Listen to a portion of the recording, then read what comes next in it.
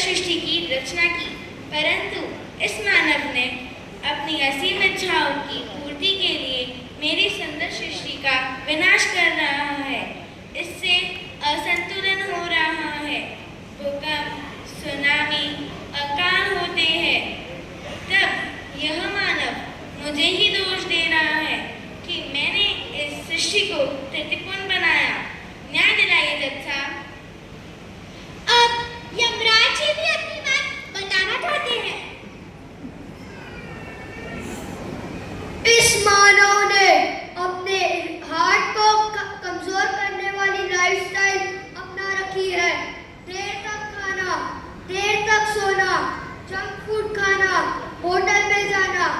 जब यही अत्याचार सहते सहते हृदय दम तोड़ देता है, काम करना बंद कर देता है, तब ये चालाक मानव मुझ पे ही दोष मंडते हैं और कहते हैं कि मैं इतना क्रूर हूँ, ना बाल पे ना युवा पे रहम करता हूँ, सबको अपने साथ उठा ले जाता हूँ।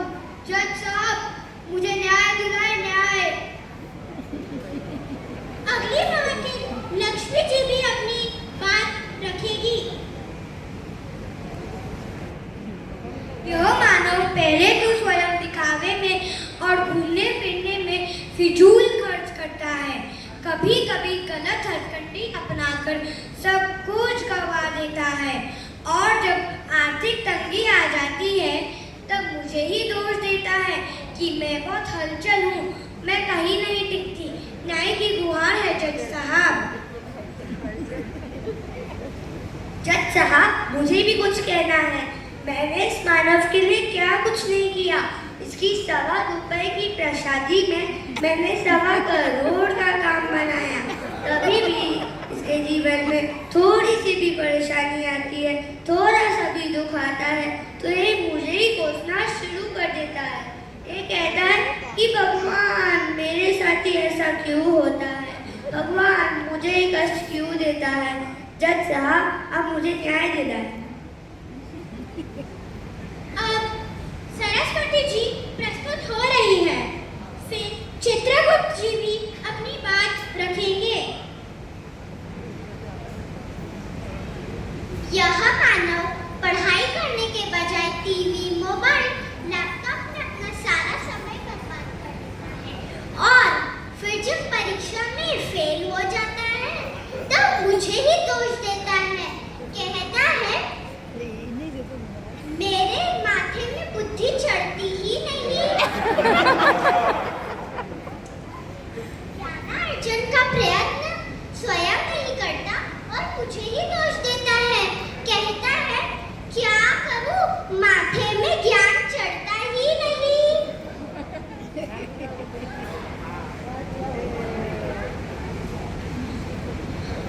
पहले तो मानव के पाप पुण्य का हिसाब मेरी दिव्य अकाउंट बुक में समेट जाया करता था, पर मानव के पाप का ग्राफ इतना ऊंचा चढ़ता जा रहा था कि मुझे लैपटॉप पर काम करना पड़ा। लैपटॉप पर ज्यादा काम करने की वजह से मेरी आंखें, गर्दन और कमर में परेशानी होने लगी। इसका मुख्य कारण है मानव की पाप भीरुता की कमी। जज साहब, मैं सारे मुवक्किलों ने अपनी बात रख दी है। मैं आपसे सिफारिश करती हूँ कि आरोपी को सख्त से सख्त सजा सुनाई जाए। क्या मानव को अपनी सफाई में कुछ कहना है? जज साहब, मैं इन सब अपराधों को कबूलता हूँ, पर सही मार्गदर्शन के बिना मुझसे गलती हो रही है। आप जो भी सजा देंगे मुझे स्वीकार है। सारे दलीलों के मद्देनजर यह निर्णय सुनाया जा रहा है कि मानव को सुधार का एक मौका दिया जाए। मानव की समस्या का समाधान देने का जिम्मा दिव्य पुरुष आचार्य श्री महाश्रवण जी को दिया जा रहा है और विशेष बात उनकी प्रबुद्ध सुशिष्या साध्वी श्री डॉक्टर मंगल प्रज्ञा जी का चातुर्मास राजभवन कांदिवली में है।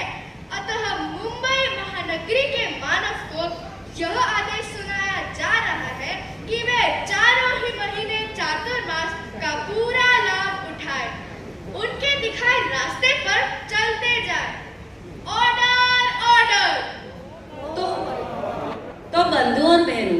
आशा ही नहीं, पूरा विश्वास है कि सुप्रीम कोर्ट ऑफ देवलोक का निर्णय मानकर आप सभी चातुर्मास का लाभ उठाएंगे। इसी भावना के साथ ओम